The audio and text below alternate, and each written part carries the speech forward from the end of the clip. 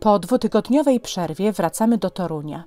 W dzisiejszym odcinku będzie m.in. o 2 krzywych wieżach, o Nowym Mieście w Toruniu, o tym, co porabiał diabeł w kościele świętego Jakuba, a także o 2 zamkach. Jesteście gotowi? No to ruszamy.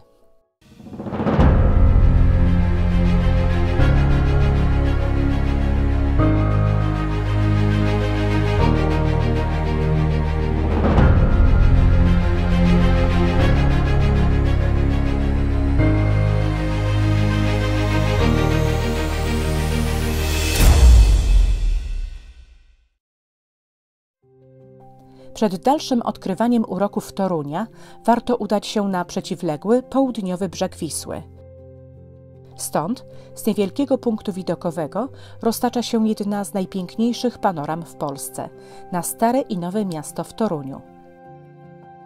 Ceglane budowle, mury miejskie wzdłuż Wisły, wieże kościelne wyrastające ponad dachy kamieniczek to widok, którym długo można cieszyć oczy i który na długo pozostaje w pamięci. Punkt ten znajduje się na zalesionej wyspie Kępa Bazarowa, położonej między Wisłą i jej odnogą, Małą Wisłą. Wyspa liczy ponad 2,5 km długości i blisko 500 metrów szerokości. Znajduje się na niej rezerwat leśny z rzadko występującym łęgowym lasem wierzbowo-topolowym. Już w XIII wieku kupcy zatrzymywali się na Kępie Bazarowej i stąd zapewne nazwa wyspy. To na niej król Władysław Jagiełło zawarł rozejm z Krzyżakami po bitwie grunwaldzkiej. Przez wyspę wiodły ważne szlaki handlowe, między innymi na Śląsk, Małopolskę, a także na Ruś i do Westfalii.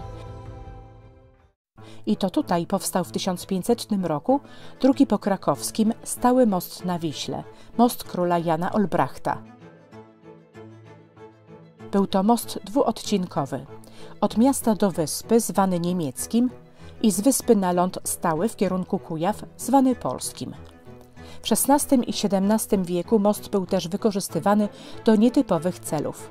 Kępa Bazarowa stała się miejscem osadzenia wypędzonych z miasta pań lekkich obyczajów, które sadzano na osłach, tyłem do kierunku jazdy i przepędzano mostem na Kępę.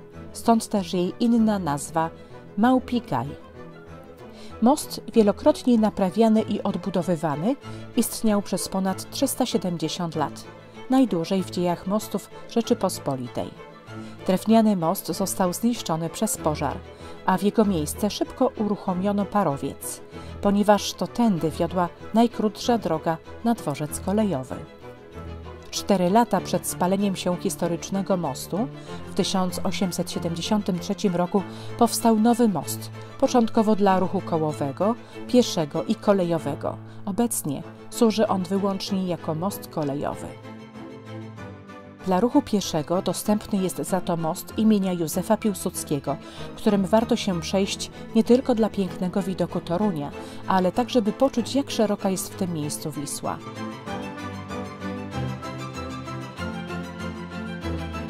Most ten powstał w latach 30. Obecnie Toruń ma 4 mosty.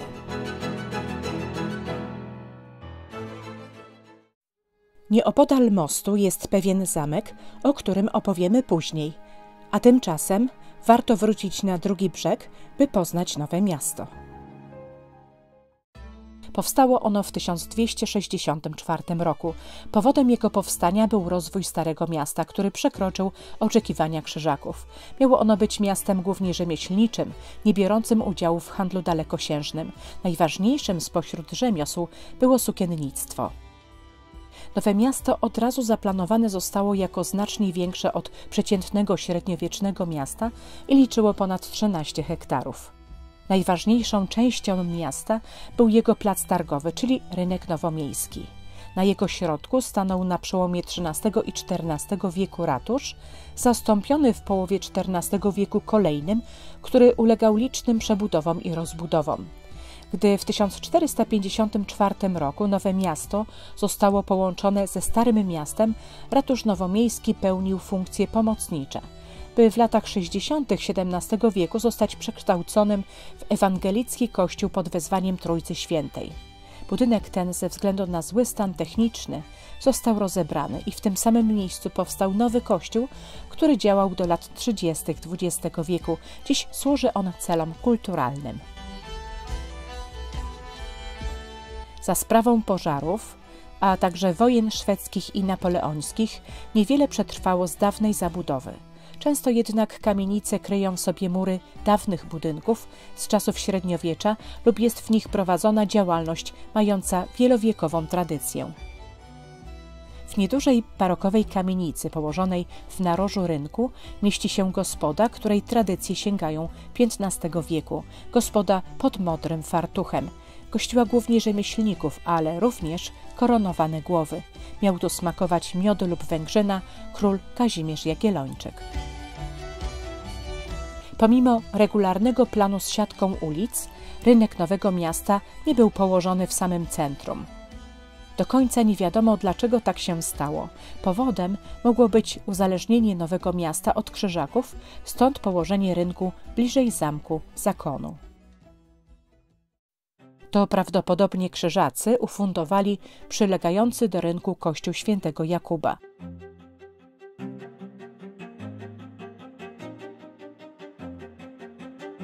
Jest on jednym z najpiękniejszych przykładów XIV-wiecznego gotyku. Budowla zachwyca lekkością i bogactwem szczegółów. Równie piękne jest jego wnętrze. To jedyny gotycki kościół Torunia zbudowany na planie bazyliki, czyli z 2 nawami bocznymi niższymi od nawy głównej.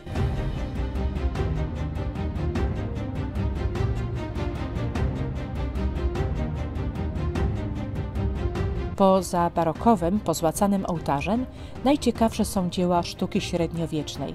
Są to przede wszystkim pochodzące z XIV wieku niezwykle rzadkie w Polsce malowidła ścienne, przedstawiające m.in. Chrystusa, Marię, świętych, niebo, piekło czy sąd ostateczny.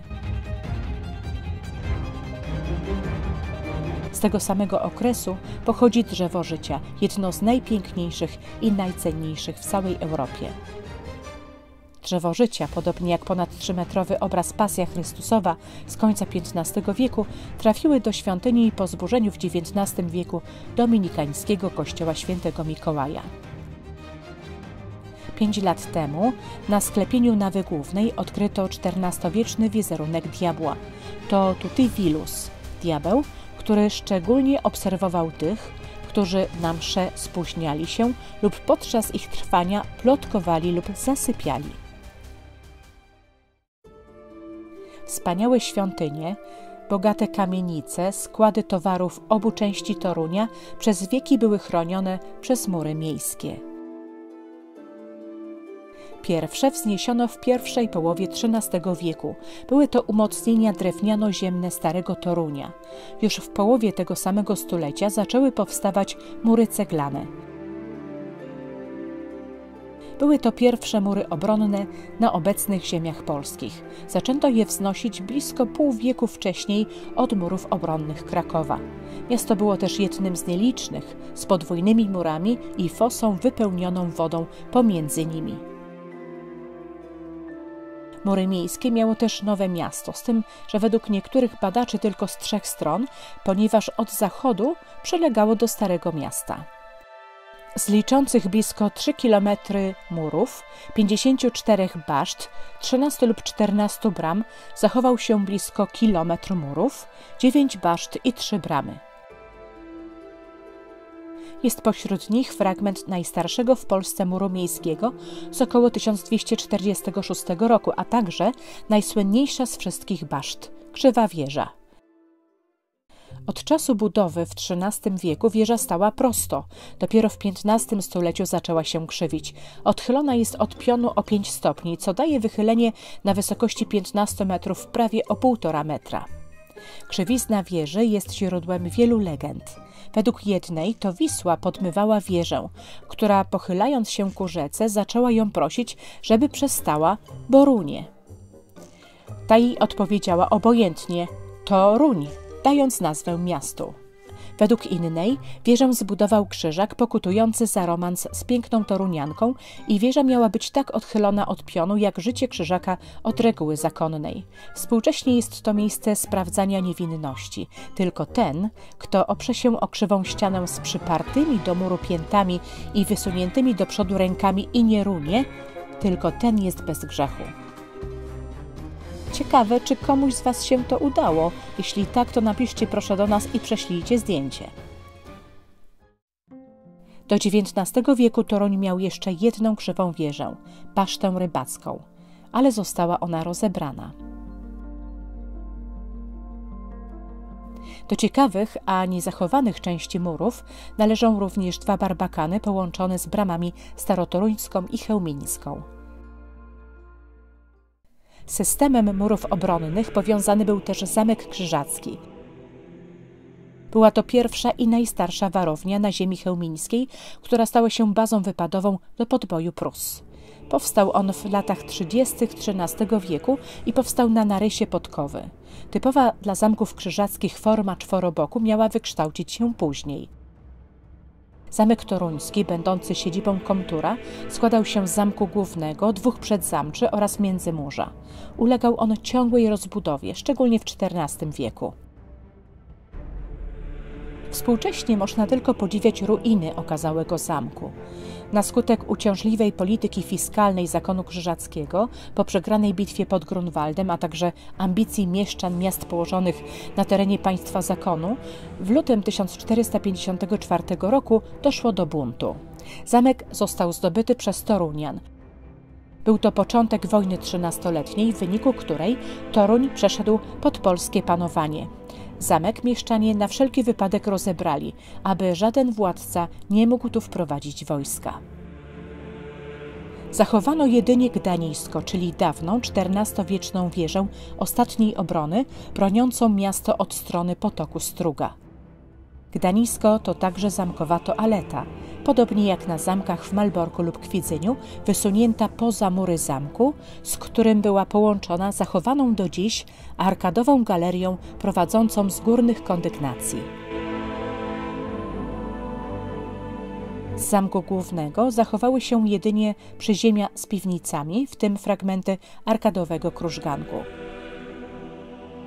W głównym domu, w południowym skrzydle, ponad zachowanym fragmentarycznie parterem, znajdowało się piętro reprezentacyjno-mieszkalne z kaplicą, refektarzem i dormitorium, czyli pomieszczeniem sypialnym rycerzy zakonu.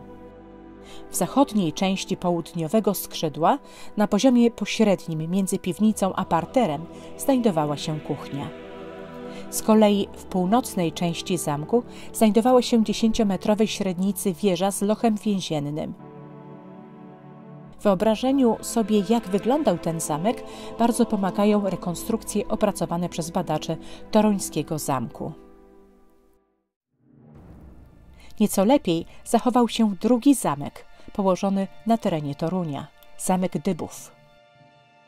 Znajduje się on po drugiej stronie Wisły. Został ufundowany w latach 20. XIV wieku przez króla Władysława Jagiełłę po odzyskaniu przez Polskę lewego brzegu Wisły.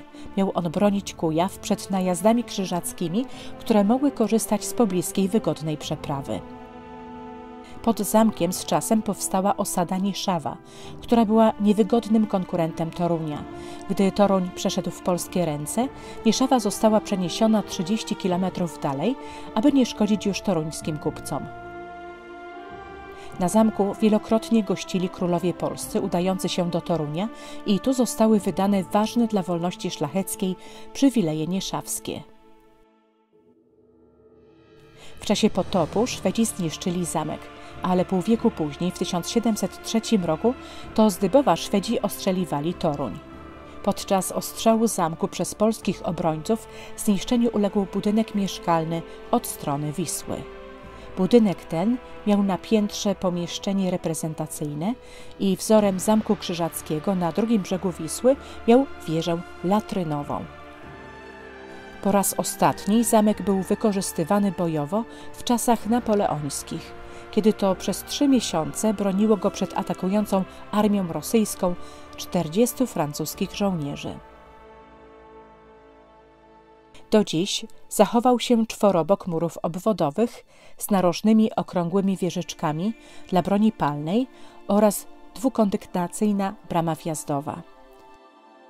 Oprócz niej i wieży latrynowej zamek miał jeszcze jedną wysoką, okrągłą wieżę, która się nie zachowała.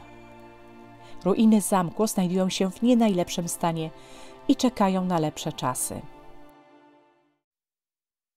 Choć zamek był wykorzystywany bojowo jeszcze na początku XIX wieku, to już dużo wcześniej główny ciężar obrony Torunia spadł na nowożytne umocnienia ziemne, bastionowe.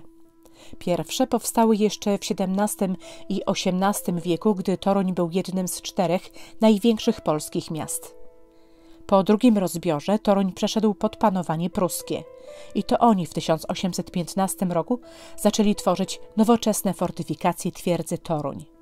Dawne mury zaczęto rozbierać, a niektóre budowle zmieniły zastosowanie.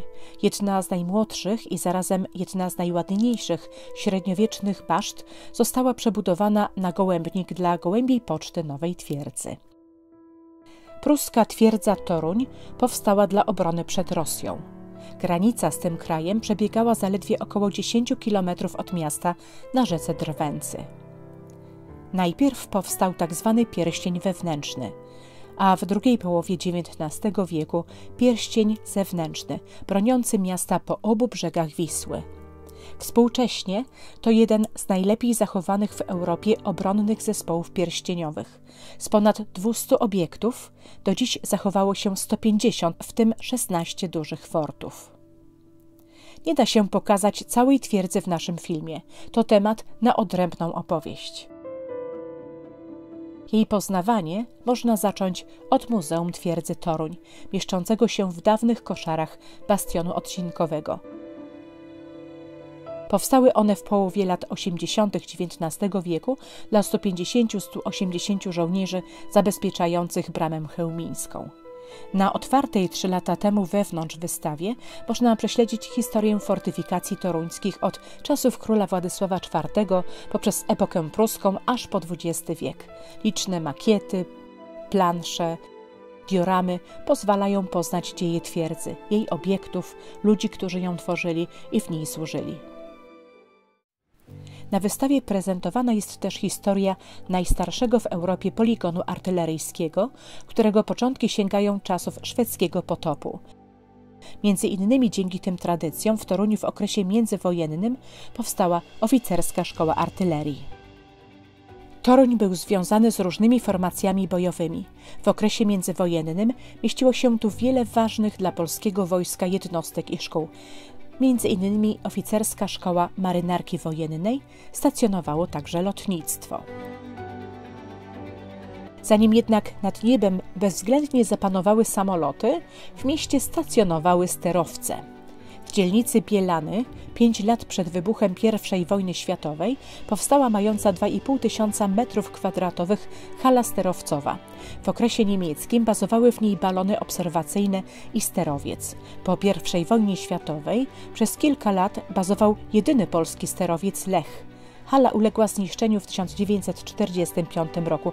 Pamiątką po tym niezwykłym obiekcie są jedynie dawne pocztówki Torunia z unoszącym się w powietrzu sterowcem. Wraz z zakończeniem II wojny światowej zmalało znaczenie Torunia jako ośrodka wojskowego, ale także administracyjnego. Stało się to za sprawą rywalizującej z Toruniem Bydgoszczy, gdzie została przeniesiona stolica województwa i liczne urzędy. Fakt ten po dziś dzień budzi emocje w obu miastach. Chociaż w czasach pruskiej twierdzy Toruń rozwój miasta był ograniczony, podobnie jak w Krakowie przez fortyfikacje, to w ich obrębie były realizowane nowe projekty. Tak było na obszarze przedmieścia Świętej Katarzyny. Ta dzielnica Torunia stanowiła niegdyś przedmieście Nowego Miasta.